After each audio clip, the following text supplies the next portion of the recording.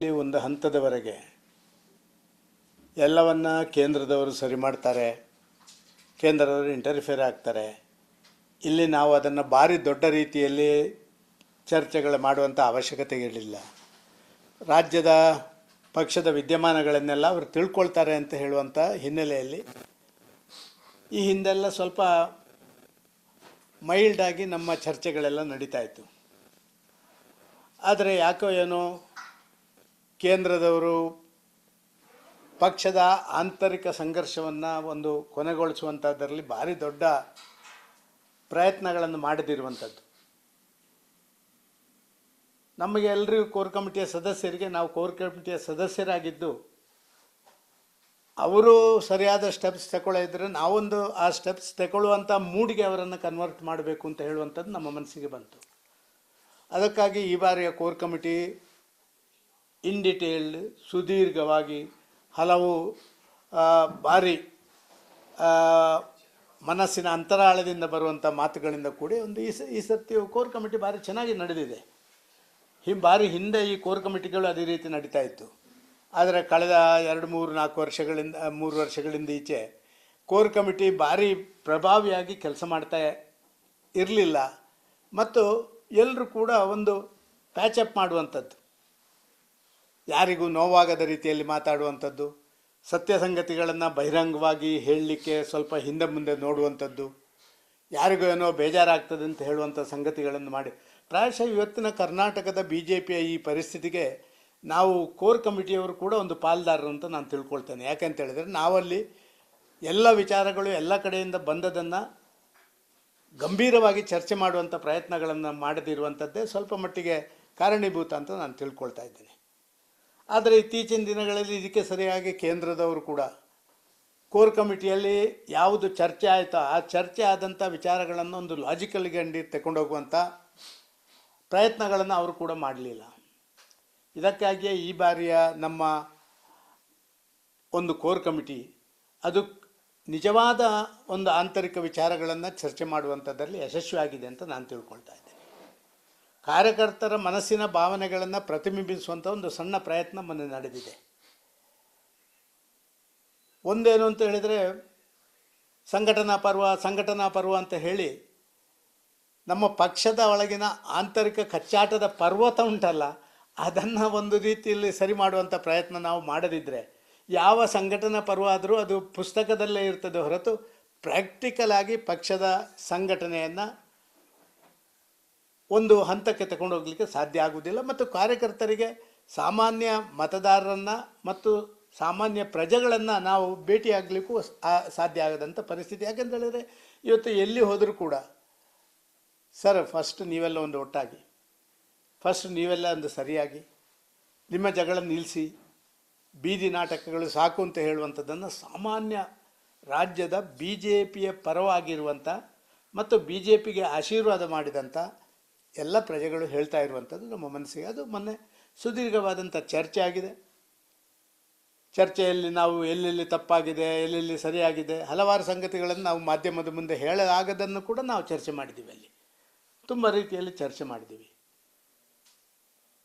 ಮೊನ್ನೆ ಮಾಧ್ಯಮದಲ್ಲೆಲ್ಲ ಬಂತು ಮತ್ತು ಮಾಧ್ಯಮಕ್ಕೂ ನಮ್ಮ ನಾಯಕರುಗಳು ಹೇಳಿದರು, ಶಿಸ್ತಿಗೆ ಭಾರಿ ಪ್ರಾಮುಖ್ಯತೆ ಕೊಡ್ತೀವಿ, ಇನ್ನು ಅಶಿಸ್ತನ್ನು ಸಹಿಸುವುದಿಲ್ಲ ಅಂತ ಹೇಳುವಂಥದ್ದು.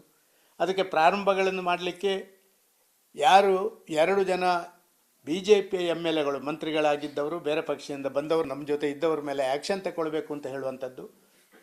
ಇದು ಆ್ಯಕ್ಷನ್ ತಗೊಳ್ಬೇಕಾದವರು ಕೇಂದ್ರದವರು, ನಾವೇನು ಕೋರ್ ಕಮಿಟಿಯವರು ತಗೊಳ್ಳೋಕ್ಕಾಗಲ್ಲ. ಆದರೆ ಕೋರ್ ಕಮಿಟಿಯಲ್ಲಿ ಯುನಾನಿಮಸ್ ಡಿಸಿಷನ್ ಆಗಿ ಕೇಂದ್ರದ ವರಿಷ್ಠರು ಕೋರ್ ಕಮಿಟಿಗೆ ಬಂದವರು ಕೂಡ ಅದನ್ನು ಆ್ಯಕ್ಷನ್ ತಗೊಳ್ತೇವೆ ಅಂತ ಹೇಳಿದರು. ಆದರೆ ಇಷ್ಟವರೆಗೆ ಏನೂ ಆಗಲಿಲ್ಲ. ಇದರ ಜೊತೆಯಲ್ಲಿ ಶಿಸ್ತು ಸಮಿತಿಯಿಂದ ನೋಟಿಸ್ ಜಾರಿ ಮಾಡಿದೆ, ಅವರೇ ಹೋಗಿ ಅವರ ಮುಂದೆ ಹಾಜರಾಗಿದ್ದಾರೆ ಅಂತ ಎಲ್ಲ ಹೇಳಿದರೂ ಕೂಡ ಅದರ ಮುಂದಿನ ಪ್ರಕ್ರಿಯೆ ಯಾವ ಲಾಜಿಕಲ್ ಎಂಡೇ ಹೋಗಿದೆ ಅಂತ ಹೇಳಿ ಯಾರೂ ಹೇಳುವಂಥದ್ದಾಗಲಿಲ್ಲ. ರಾಜ್ಯದಲ್ಲಿ ನಮ್ಮದೇ ಸಂಘಟನೆಯ ಒಳಗಿರುವಂಥ ನಮ್ಮವರೇ ಅತೃಪ್ತಿಯಿಂದ ಇರುವಂಥದ್ದನ್ನು ನಾವು ನೋಡಿದ್ದೇವೆ.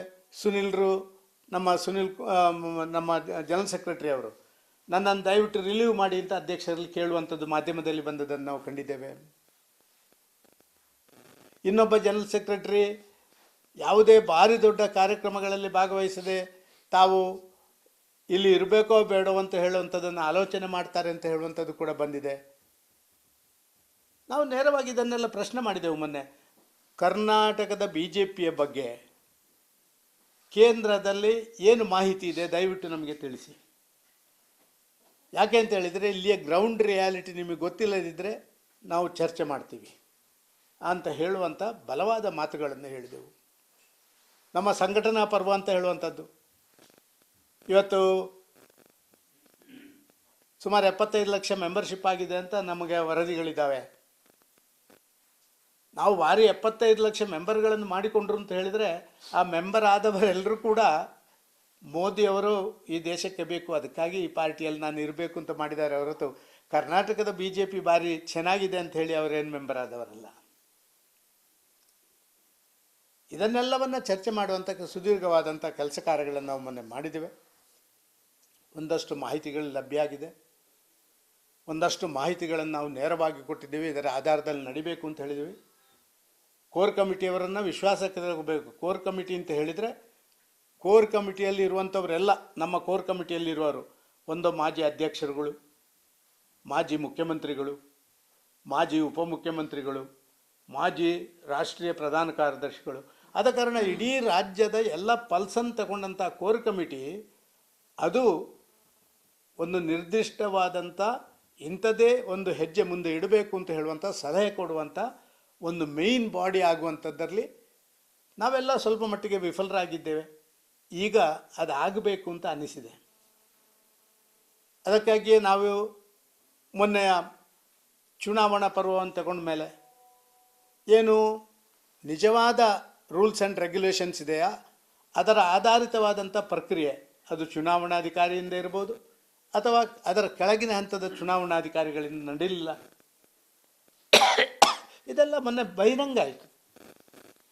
ಅದಕ್ಕಾಗಿಯೇ ನಾವು ಮತ್ತೆ ಒಂದಷ್ಟು ವಿಚಾರಗಳನ್ನು ಚರ್ಚೆ ಮಾಡುವಂಥ ಕೆಲಸ ಕಾರ್ಯಗಳನ್ನು ಮಾಡಿದೆವು. ನಾವು ಮೊನ್ನೆ ಮಾಧ್ಯಮದಲ್ಲೆಲ್ಲ ಬಂತು, ಸದಾನಂದ ಗೌಡರ ಮನೆಯಲ್ಲಿ ಎಲ್ಲ ಪ್ರಮುಖರು ಸೇರಿದ್ರು.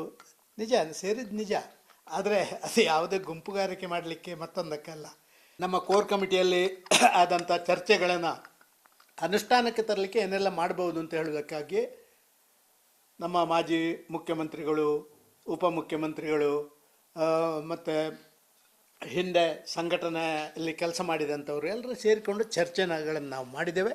ಚರ್ಚೆಗಳನ್ನು ಮಾಡಿ ಒಂದು ಸಣ್ಣ ವರದಿಯನ್ನು ನಾವು ನಮ್ಮ ಕೇಂದ್ರದ ವರಿಷ್ಠರಿಗೆ ಕಳಿಸಿಕೊಡುವಂಥ ಕೆಲಸ ಕಾರ್ಯಗಳನ್ನು ಮಾಡಿದ್ದೇವೆ. ಸ್ವಲ್ಪ ಗಂಭೀರವಾಗಿ ನಾವೆಲ್ಲ ಕೋರ್ ಕಮಿಟಿಯವರು ಚರ್ಚೆ ಮಾಡಿದರೆ ಆಟೋಮೆಟಿಕಲಿ ಒಂದಷ್ಟು ಗುಂಪುಗಾರಿಕೆಗಳು ಅದರಿಂದ ತನ್ನಿಂತಾನಾಗಿ ಕಡಿಮೆ ಆಗುತ್ತೆ ಅಂತ ಹೇಳುವಂಥದ್ದು ನನ್ನ ವಿಶ್ವಾಸ. ಮತ್ತು ಹಲವಾರು ಜನ ಏನು ವಿಚಾರಗಳನ್ನು ತಿಳಿಸ್ಬೇಕೋ ಅದನ್ನು ಕೋರ್ ಕಮಿಟಿಯ ನಮ್ಮ ಪ್ರಮುಖರಿಗೆ ಬೇರೆ ಬೇರೆ ಭಾಗಗಳಿದ್ದವರಿಗೆ ತಿಳಿಸಲಿಕ್ಕೆ ಸಾಧ್ಯ ಆಗುತ್ತೆ. ಆ ರೀತಿಯಲ್ಲಿ ಅದನ್ನು ನಡೆಸಬೇಕು. ಚುನಾವಣಾ ಪ್ರಕ್ರಿಯೆಯಲ್ಲಿ ವ್ಯತ್ಯಾಸಗಳಾಗಿರುವಂಥದ್ದು ನಮ್ಮ ಗಮನಕ್ಕೆ ಬಂದಿದೆ. ಅದನ್ನು ಸೆಟ್ರೈಟ್ ಮಾಡಬೇಕು. ಕೇಂದ್ರದ ವರಿಷ್ಠರಲ್ಲಿ ನಾವು ಕೇಳಿದ್ದೇವೆ, ಆಂತರಿಕವಾಗಿ ಇಷ್ಟು ದೊಡ್ಡ ಕಚ್ಚಾಟಗಳಿರುವಂಥ ಸಂದರ್ಭದಲ್ಲಿ ಎಲ್ಲ ಆ ಆಂತರಿಕ ಸಂಘರ್ಷಕ್ಕೆ ಕಾರಣೀಭೂತರಾದವರು ಇವತ್ತು ಸಂಘಟನಾ ಪರ್ವದಲ್ಲಿ ಜೋಡಣೆ ಮಾಡಿಕೊಳ್ಳದಿದ್ದರೆ ಪ್ರಾಯಶಃ ಹೊಸ ನಮ್ಮ ಆ ಟೀಮು ಖಂಡಿತವಾಗಿ ಒಂದು ಸಶಕ್ತ ಟೀಮಾಗಿ ಕೆಲಸ ಮಾಡಲಿಕ್ಕೆ ಸಾಧ್ಯ ಆಗುವುದಿಲ್ಲ. ಇದು ನನ್ನ ವೈಯಕ್ತಿಕವಾದಂಥ ಅಭಿಪ್ರಾಯ. ಇದನ್ನು ನಾನು ತಿಳಿಸುವಂಥ ಕೆಲಸ ಕಾರ್ಯಗಳನ್ನು ಮಾಡಿದ್ದೇನೆ. ಒಂದಷ್ಟು ಒಳ್ಳೆಯ ಮೀಟಿಂಗ್ ಮೊನ್ನೆ ನಡೆದಿದೆ. ಹಲವಾರು ಸಂಗತಿಗಳನ್ನು ನಾವು ಹೊರಗೆ ಮಾಧ್ಯಮದಲ್ಲಿ ಅದನ್ನು ಚರ್ಚೆ ಮಾಡುವಾದ ಸಂಗತಿಗಳನ್ನು ಕೂಡ ನಾವು ಚರ್ಚೆ ಮಾಡುವಂಥದ್ದನ್ನು ಮಾಡಿದ್ದೀವಿ. ಅಲ್ಲಿ ಇಲ್ಲಿ ಇರುವಂಥ ವ್ಯತ್ಯಾಸಗಳನ್ನು ಸರಿಪಡಿಸಲಿಕ್ಕೆ ಬೇಕಾದಂಥ ಸಲಹೆ ಸೂಚನೆಗಳನ್ನು ಕೂಡ ಕೊಡುವಂಥದ್ದನ್ನು ಕೊಟ್ಟಿದೆ. ಶ್ರೀರಾಮುಲು ಅವ್ರಿಗೂ ಇಷ್ಟು ದೊಡ್ಡ ಮಟ್ಟಕ್ಕೆ ಹೋಗೋದಕ್ಕೆ ಕೋರ್ ಕಮಿಟಿ ಹಿಂದಿನ ಕೋರ್ ಕಮಿಟಿ ಚರ್ಚೆಗಳು ಹೇಗಾಗ್ತಿದ್ವು ಅಂತ ಈಗ ಹೇಳ್ತೀರಾ. ಈಗ ಕೋರ್ ಕಮಿಟಿ ಸ್ಟ್ರಾಂಗ್ ಆಗಬೇಕು ಅಂತ ಹೇಳ್ತೀರಾ. ಕೋರ್ ಕಮಿಟಿ ಚರ್ಚೆಗಳನ್ನ ಹೈಕಮಾಂಡ್ ಸೀರಿಯಸ್ ಆಗಿ ತೆಗೆದುಕೊಳ್ಳೋದಿಲ್ಲ ಅಂತ ಒಂದು ಆಕ್ಷೇಪ ವ್ಯಕ್ತಪಡಿಸ್ತಾ ಇದ್ದೀರಾ. ಕೋರ್ ಕಮಿಟಿ ಸ್ಟ್ರಾಂಗ್ ಆಗಬೇಕು ಅಂದ್ರೆ ಮೆಂಬರ್ಗಳ ವಿಚಾರದಲ್ಲಿ ಅದರ ಬದಲು ಬೇರೆಯವ್ರನ್ನ ಸೇರಿಸುವಂಥದ್ದು ಆಗ್ಬೇಕು. ಏನ್ ಸಲಹೆ ಕೊಡ್ತೀರಾ?